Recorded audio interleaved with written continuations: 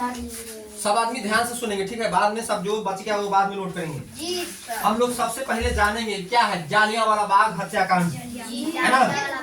सुने थे आप लोग लेकिन देखे नहीं थे जिसमें क्या क्या हुआ था, तो हम लोग देखेंगे नहीं, उसके बारे में जानकारी हासिल करेंगे। उससे क्या हो जाएगा जब पता हो जाएगा क्या क्या हुआ। तो क्या है जालियांवाला बाग हत्याकांड। क्या है हमारा आज का पढ़ाई रहेगा जालियांवाला बाग हत्याकांड।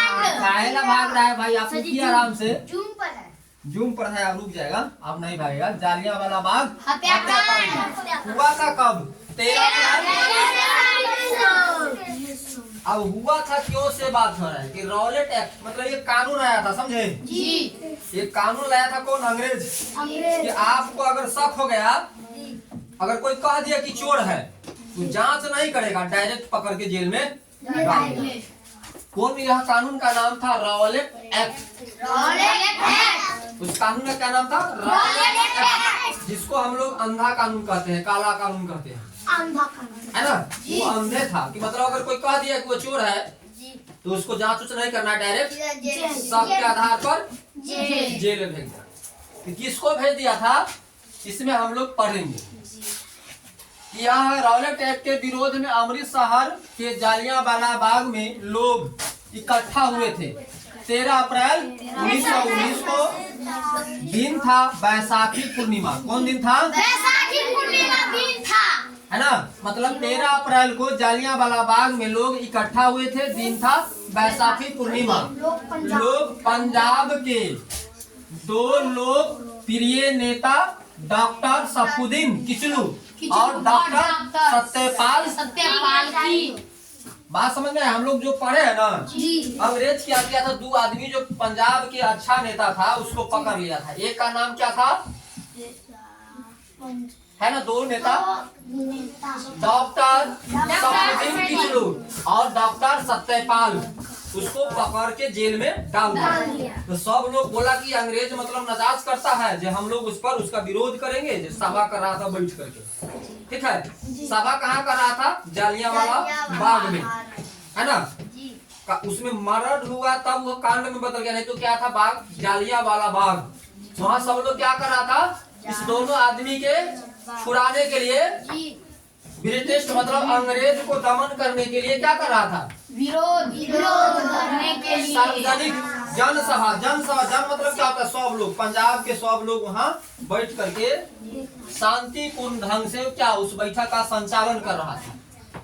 इस समय भारत का वायसराय मतलब जहिया की बात हो रहा है 13 अप्रैल, वहिया का गवर्नर कौन था भारत के? वायसराय चेमफोर्ड। और पंजाब के लेफ्टिनेंट गवर्नर ओडायर, है ना।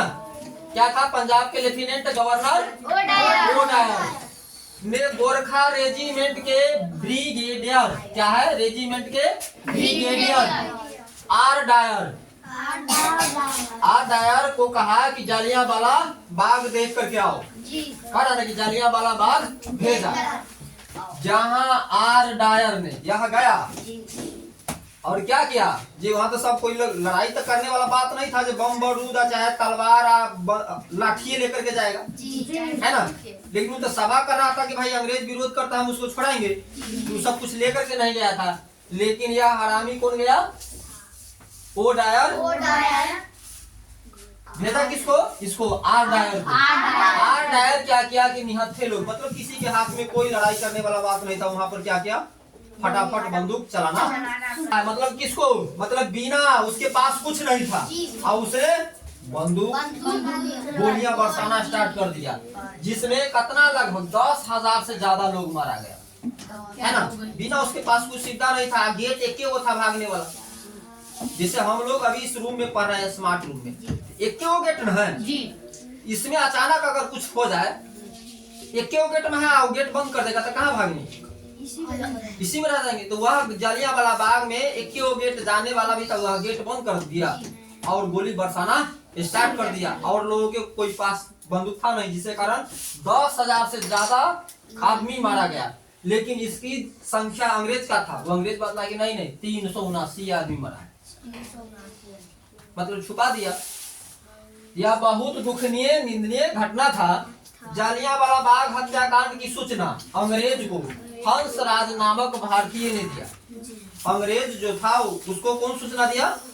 हंसराज नामक भारतीय ने दिया। जालियांवाला बाग नरसंहार के कारण पूरे भारत में विद्रोह हो गया। जब वहाँ आदमी मरा तो सब लोगों को यह सूचना मिला। कभी धीरे धीरे उस समय तो टेलीफोन था नहीं कि सब जगह फोन कर दिया जाता, एक दूसरे के आवागमन से पता हुआ तो पूरे भारत में अंग्रेज का विद्रोह हुआ। अब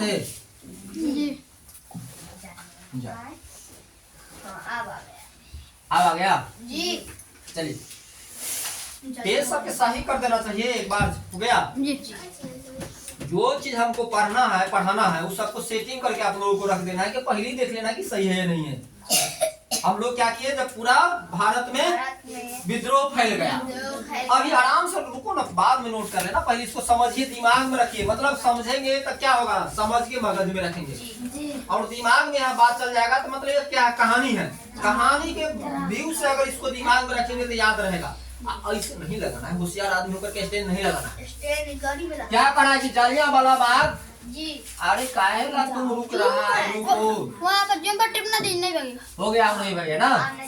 जालियांवाला बाग हत्याकांड के बाद महात्मा गांधी ने क्या किया? पहले क्या बोले थे महात्मा गांधी? अंग्रेज के सपोर्ट किया था तो उसको क्या बोला? केसर हिंद की उपाधि मतलब पुरस्कार भी दिया था, है ना, उपाधि दिया था, जिसको जालियांवाला बाग हत्याकांड के बाद त्याग दिया कि तू अपन चीज अपने रखो, हमको यह चीज नहीं चाहिए, है ना। इसके बाद और कौन है? रविंद्रनाथ टैगोर, नाइटहुड सर की फादी, उसने भी कहा कि नहीं हमको भी यह नहीं चाहिए, त्याग दिया। डॉक्टर शंकर नायर वायसराय की कार्यकारिणी की परिषद से त्याग पत्र दे दिया। उसके मतलब अंग्रेज के कार्यकारिणी कौन था? डॉक्टर शंकर नारायण, जो वायसराय के कार्यकारिणी परिषद से त्याग पत्र दे दिया। कांग्रेस मतलब यहाँ सब जो था, कांग्रेस ने इस घटना को जांच के लिए मदन मोहन मालवीय के नेतृत्व में, कांग्रेस क्या किया कि इस घटना को जांच के लिए मदन मोहन मालवीय के नेतृत्व में एक समिति बनाई। समिति ने कहा यह जनरल डायर जल्दीबाजी में लिया गया मूर्खतापूर्ण कदम है। मतलब वह आया, जांच नहीं किया कि भाई क्या हो रहा है नहीं हो रहा है, और फटाफट गोली बरसाना स्टार्ट कर दिया। तो उसको क्या बोला किया? कौन मूर्खता है? किसका मूर्खता है? जनरल डायर का मूर्खता है। लेकिन अंग्रेज नहीं माना, वो नहीं, गलतियों किया लेकिन फिर भी नहीं माना अंग्रेज। इसके जांच के लिए हंटर कमीशन का गठन किया। अंग्रेज अपना तरफ से अलग वो कमीशन गठन किया जिसका क्या नाम था? हंटर कमीशन का गठन किया। इस आयोग में 3 भारतीय और 5 अंग्रेज था। जो हंटर कमीशन बना उसमें भारतीय लोग आए हुए थे। तो क्या किया? जिसमें कितना था? 3 भारतीय और 5 अंग्रेज सदस्य। इस कमीशन में जनरल डायर को सही ठहरा गया। अंग्रेज का जो समिति था गठन, वह बोला कि ना भले ठीक किया है, भले ठीक किया, बताओ, है ना। वो डायर को लंदन में सम्मान के रूप में तलवार और 2600 पाउंड धनराशि दिया। ठीक है, वो बोला कि बिल्कुल सही बात है। अंग्रेज उसको लंदन में बुलाया और लंदन में उसको तलवार भी गिफ्ट दिया और 2600 पाउंड का धनराशि भी दिया। तो उसमें एक छोटा सा बच्चा था, समझे, उसका नाम था उधम सिंह।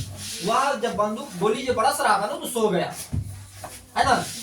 यह बात छोटा सा बच्चा उधम सिंह को दिल में बस गया। वह बच्चा जो था उसके दिल में वह बात चल गया कि साला ये हम लोग विदेश वाला हमको ऐसे करता है, इसको नहीं छोड़ेंगे। वह बात क्या हुआ, उसके दिल में बस गया। किसको? उधम सिंह को बस गया। और 1940 में घटना कब हो रहा है? 1913 में ना 1919 में, 13 अप्रैल 1919 में। लेकिन वो जा कब रहा है? 1940 में। उधम सिंह लंदन जा करके जहाँ अंग्रेज उसको गिफ्ट दिया था वहां गया।